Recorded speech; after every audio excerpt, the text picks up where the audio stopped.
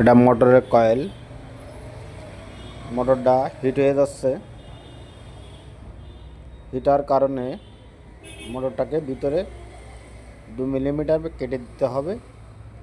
আমাদের এখন কাটিংটা চলতেছে, ওটা ভিতরে কেটে দিলে ওটা ঠিক হয়ে যাবে।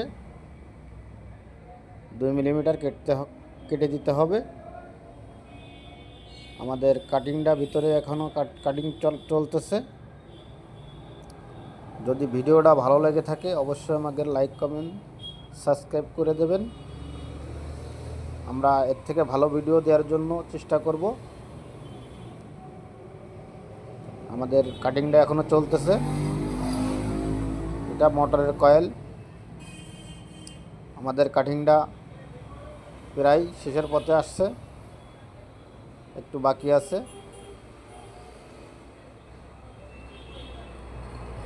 আমাদের এখনও চলতেছে কাটিংটা, প্রায় শেষের পথে, আর একটু বাকি আছে।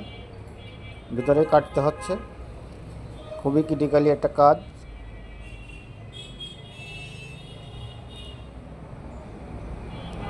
আর একটু বাকি আছে, কাটাটা প্রায় শেষের পথে।